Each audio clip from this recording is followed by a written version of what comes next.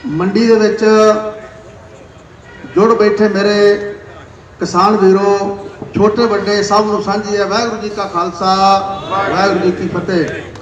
मैं तुहाडे अगे एक बेनती करनी चाहांगा, दो तत्थ देंगा, इतिहासिक तत्थ, जरा ध्यान नाल सुन लिया जे। चुप चुपड़ा जी रौला ना पाओ, गल जिहड़ी सुनानी ओह सुनान दा करो। सब तो पहला मैं कहनी चाहांगा कि जिहड़ा एक बदनाम करने लई रौला पै गया, दिल्ली सब नूं पता है, वो झंडे वाला। वो सब तो पहला भाई माधो दास जिहड़ा एक राजपूत का पुत्र सी, जिहड़ा बाद में बाबा बंदा सिंह बहादुर बनिया, सब तो पहला उन्हें केसरी झंडा लाल किले से चलाया। अज लोग बदनाम कर रहे हैं। उस जे ना चलांदा तो मेरे ख्याल शायद तिरंगा भी ना होंदा। पहला नंबर ते है। दूजी गल मैं कहनी चाहांगा तो स्टेज तो कि जेड़े ये सरकार राम भगत बनी फिरदी है, राम का नारा लाती है, राम राम राम राम, किते मंदिर बना रही है, किते कुछ कर रही है। मैं कहनी चाहांगा सरकार नूं कि अगर तुसी राम दे भगत हो तो फिर इट्टां लाया राम भगत नहीं बनिया जाता।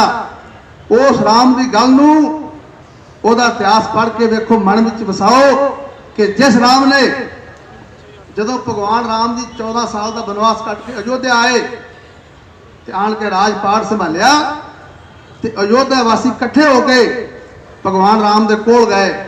उन्हें कहा कि भगवान राम जी, असी तुहानू राजा करके मनदे हाँ, पर असी माता सीता नू माता सीता करके नहीं मनदे, क्योंकि रावण के कोल रह के आई है। इतिहासिक तत्थ तुमने पढ़िया, सब नू पता है। ते राम भगवान ने अपनी जनता की आवाज़ सुन के 1 मिनट तो पहला सीता जी नू बनवास दे दिता। जदों कि उस वक्त माता सीता गर्भवती सी। बड़ा दुख दी ये बड़ी वड्डी गल है कि अपनी आवाम की गल नू मन लेना, अपने घर की परवाह न करनी। ते हे सरकार जी, तुसी भी इस जनता की गल नू सुन लो। अगर राम भगत हो तो फटाफट एक कानून कैंसल करके इस जनता नू खुश कर दो। वाहिगुरू जी का खालसा, वाहिगुरू जी की फतेह। बहुत संक्षेप में कह करके समाप्त करूंगा। और जिस जरूरी विषय के लिए आज हम यहाँ एकत्रित हुए हैं, विषय एक, देश में विश्व का सबसे बड़ा चल रहा किसान आंदोलन, और मौजूदा किसान भाई इस मौजूदा सरकार से जो पिछले 60 दिन से लगातार गुहार लगा रहे हैं, 70 दिन से, और लगभग 100 से ज्यादा शहादत हमारे देश के किसानों ने इस आंदोलन के अंदर दी है। जिस मकसद के लिए पूरा देश, पूरा विश्व आज हिंदुस्तान के किसान को देख रहा है, वो है इस मौजूदा सरकार द्वारा तैयार करे हुए ये 3 काले कानून। अक्सर गांव देहात में बात होती है ये 3 काले कानून, परंतु मैं समझता हूं, और ये सब साथियों ने भी निर्णय लिया कि हमारे कांग्रेस पार्टी के एक कार्यकर्ता साथी को ये जानकारी होनी चाहिए कि इन 3 कानूनों के अंदर क्या कमियां हैं, इनसे आने वाले दिनों में किस प्रकार से देश के 130 करोड़ लोगों का भविष्य अधर में अटकेगा। ये जानकारियां आप तक होंगी तो निश्चित रूप से मैं समझता हूं हर एक गांव में आप लोगों के बीच में अपनी बात को रखने में हमेशा कामयाब रहेंगे। संक्षेप में बात करूंगा। 1955 में आजादी के बाद एक कानून बनाया गया। कानून था जरूरी वस्तुएं अधिनियम कानून, अंग्रेजी में असेंशियल कमोडिटीज एक्ट और हिंदी में जरूरी वस्तुएं अधिनियम कानून। उस कानून में क्या किया? उस कानून में हमारी सरकार ने 25-26 चीजें की लिस्ट डाल दी गई और उसमें यह कह दिया गया कि ये चीजें जीवन के लिए बहुत जरूरी है। उन 25-26 चीजों में आटा, दाल, गेहूं, जीरी, इस प्रकार से धान, इस प्रकार से वो लिस्ट तैयार करी। वो लिस्ट उन चीजों की थी जो रोजमर्रा के जीवन में सुबह से लेकर रात तक हमारे और इस पूरे देश के इस्तेमाल में की जाने वाली चीजें। उसी कानून में यह प्रावधान कर दिया गया था कि इस देश का कोई भी व्यक्ति इन 25-26 चीजों का भंडारण नहीं कर सकता इस देश के अंदर, क्योंकि अगर भंडारण होगा, जमाखोरी होगी, तो मार्केट से ये चीजें गायब हो जाएंगी। और क्योंकि पूरे देश को ये हर रोज खानी है, इसलिए वो महंगे दरों पर जमाखोर जो है देश को ये चीजें बेचने का काम करेंगे। इसलिए भंडारण पर 1955 के इस कानून से पूरा प्रतिबंध था। आपने देखा होगा थोड़े स्तर पे भी कभी जमाखोरी होती थी तो रेट बढ़ जाते थे कि नहीं बढ़ जाते थे। अब ये जो 3 कानून आए हैं, जो पहला संशोधन इस सरकार ने किया है, गौर से सुन लो सारे मेरे बुजुर्गों, नौजवान भाइयों, इस सरकार ने 1955 से इस जमाखोरी पे प्रतिबंध लगाने वाले कानून को खत्म कर दिया और अब ये कह दिया पहले कानून के अंदर, अब जितना चाहे आप स्टॉक करना चाहो आप कर लो। उससे क्या होगा? उससे जो ये बड़े बड़ी कंपनी वाले लोग जो पहले एक सीमित मात्रा से ज्यादा स्टॉक नहीं कर सकते थे, वो हमारी फसलों को स्टॉक करेंगे। और जब फसलों का स्टॉक होगा, वो किस रेट में आम जनता के पास जाएंगी वो तय सरकार नहीं कर पाएगी, स्टॉक करने वाला आदमी करेगा। तो ये सबसे पहली कमी इस कानून के अंदर है। और हरियाणा पंजाब के अंदर आप जानते हैं, ये 2 ही ऐसे राज्य हैं जहां सरकार गेहूं और धान की फसलों की पूरी सरकारी खरीद करती है। क्यों करती है सरकारी खरीद? लगभग 1.5 करोड़ मीट्रिक टन हरियाणा से पूरी जो आप गेहूं पैदा करते हो और लगभग 2.5 करोड़ मीट्रिक टन जो आप पंजाब से पैदा करते हो, ये सारी गेहूं को सरकार खरीद के ले जाती है। ये जो हम पैदा करते हैं गेहूं, ये जो सरकार खरीदती है, ये 40-42 करोड़ जो बीपीएल परिवार हैं, जो गरीबी रेखा से नीचे रहते हैं, जिनको 2 रुपए किलो में गेहूं देनी पड़ती है, ये तमाम जो हमारे वाला पैदा किया हुआ जो है सरकार खरीद करके उन 40-42 करोड़ परिवारों के अंदर बांटने का काम करती है। परंतु ये खरीद सिर्फ हरियाणा पंजाब में, जिन राज्यों में सरकार खरीद नहीं करती, जैसे यूपी बिहार, वहां जो किसान हमारे भाई हैं, वो छोटे छोटे व्यापारियों को 1100-1200 रुपए क्विंटल के अंदर अपनी गेहूं बेचने के लिए मजबूर होते। पहली बात तो आप ये बताओ, अगर हम अपना समर्थन मूल्य पे गेहूं यहां बेचते हैं तो बिहार और यूपी के किसान को भी समर्थन मूल्य मिलना चाहिए कि नहीं मिलना चाहिए? सर्वप्रथम तो मैं आज की इस मीटिंग में पार्टी के सभी सम्मानित कार्यकर्ताओं का, अपने नौजवान साथियों का तहे दिल से आभार प्रकट करता हूं कि आप सभी यहां पर पहुंचे और जिस तरह से आज इस देश और प्रदेश में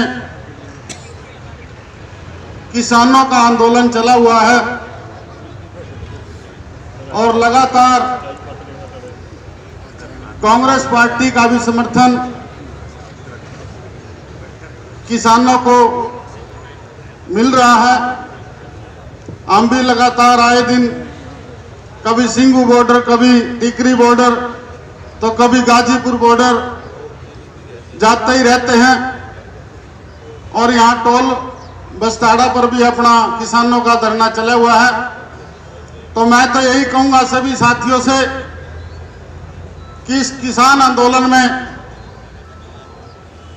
किसानों का सभी साथ दें, ज्यादा से ज्यादा संख्या में वहां धरने पे रोज हमारे कार्यकर्ताओं की हाजिरी वैसे तो होती है, और भी ज्यादा से ज्यादा संख्या में आप वहां पर पहुंचकर अपना समर्थन किसानों को देने का काम करें, क्योंकि यह सरकार ज्यादा लंबा संघर्ष करवाना चाहती है।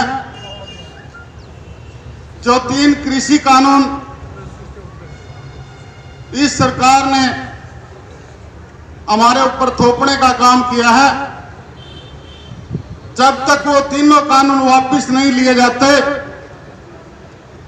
हम सभी को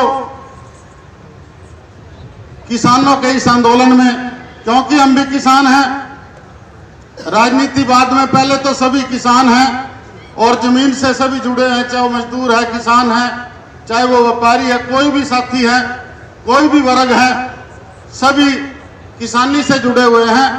तो मैं तो आप सभी से यही निवेदन करूंगा कि जैसे भी आपको समय मिले, Tikri border, Singhu border, Ghazipur border, जहां जहां पर भी धरने हैं, गरौंडा टोल पर भी अपना पूरा समर्थन देने का काम करें। इन्हीं शब्दों के साथ आप सभी आए, ज्यादा समय ना लेते हुए आप सबका मैं तहे दिल से आभार व्यक्त करता हूं। आप सबका बहुत बहुत धन्यवाद। जय हिंद। हम सब किसान हैं, मैं भी एक किसान की बेटी हूँ और आप सब भी किसान हैं, कहीं न कहीं किसानों से जुड़े हुए हैं। मेरी बिरादरी के और अलग बिरादरी के जो सब भी इकट्ठे हैं, सब किसान के साथ जुड़े हुए हैं। मैं सभी भाइयों से तहे दिल से मैं सबको हाथ जोड़कर नम्र निवेदन करती हूँ कि किसान भाइयों का दिल से साथ दीजिए। उनके ऐसा ना हो, हमारे मोदी और खट्टर तो आपको पता ही है जैसे है, रंडे हैं, उनको तो पता नहीं घर परिवार क्या होता है। हमारे देश को गुलाम करने पर तुले हुए हैं। अंग्रेजों से तो हमने फिर भी लोहा ले लिया था। इन दोनों को इतनी नानी याद करा दो ताकि ये दोबारा से कुर्सी की तरफ देखे ना और ना ये सोचे। इन्होंने लाल किला इन्होंने बेचा, तेल के कुएं इन्होंने बेचे, सारे रेलवे स्टेशन इन्होंने बेच दिए, एयरपोर्ट इन्होंने बेच दिए। अब जो छोटे छोटे हमारे जैसे चंडीगढ़ का रेलवे स्टेशन, वो एयरपोर्ट है, सबको अब आने वाली जो इन्होंने बजट पेश किया है उसमें इन्होंने स्कीम बनाई है कि उनको भी प्राइवेट करने जा रहे हैं। ऐसा ना हो कि हम दोबारा से गुलाम हो जाएं। जैसे कि मैं गरोंडा से इलेक्शन भी लड़ा हूं, मुझे भी खुशी है कि पूरे 106 गांव से हर गांव का प्रतिनिधि यहां आया। मैं हाथ जोड़कर उन सब का धन्यवाद करता हूं। मेरे पत्रकार बंधु भी आए हुए हैं, इनसे भी हाथ जोड़कर निवेदन करता हूं कि आप भी चौथी स्तंभ हो। मानता हूं कि आपके आकाओं को पूरी सच्चाई दिखाने की इजाजत नहीं है, लेकिन आप भी किसान के बेटे हो। कोशिश करके जो सच्चाई है, जो दिल्ली में हुआ है, जो वाक़ा हुआ है, आपसे छुपा नहीं है, लेकिन उसकी पिक्चर दूसरी दिखा दी जाती है। बस एक ही अपील करता हूं, जब हम यहां से जाएंगे बहुत शांति प्रिय से जाना है। आपने दिल्ली का नजारा देख लिया, कोई ना कोई कई बार बैड एलिमेंट्स हमारे बीच में आ जाते हैं, लेकिन ये जो झंडे हैं ये हमारे राष्ट्र ध्वज है, इनको बहुत मान सम्मान रखना है। और क्योंकि कोई पता नहीं कोई क्या गड़बड़ी कर देता है, फिर ये दिखाते हैं कि ये तो अपमान कर रहे हैं, क्योंकि वो ज्यादा राष्ट्रभक्त है, हम देशद्रोही हैं। तो इसीलिए सभी से अपील है, बहुत शांत प्रिय ढंग से हाथ जोड़कर निवेदन करता हूं, हम बिल्कुल शांति से यहां से चलकर टोल पे जाएंगे और अपना समर्थन करेंगे। खट्टर मर गया, खट्टर मर गया। नहीं तो ऐलान किया कि वो किसानों को कृषि काले कानून सरकार निकम्मी है, वो सरकार बदलनी है।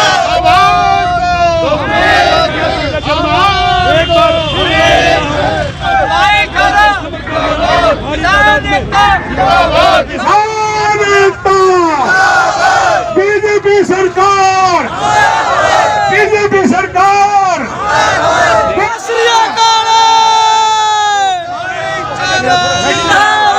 भाईचारा, भाईचारा, भाईचारा,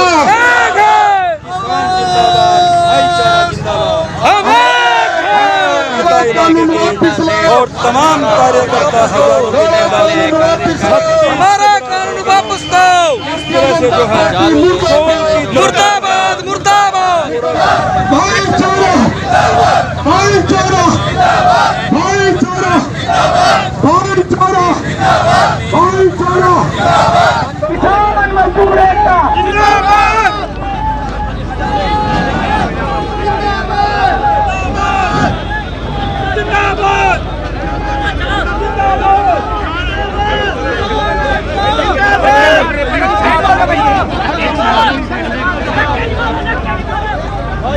तो देखिए आज कांग्रेस पार्टी ने एक रोड मार्च निकाला घरोंडा से बस्ताड़ा टोल प्लाजा पर। ये कांग्रेस के कार्यकर्ता जिले भर से यहाँ पर पहुँचे हैं अपना समर्थन देने के लिए।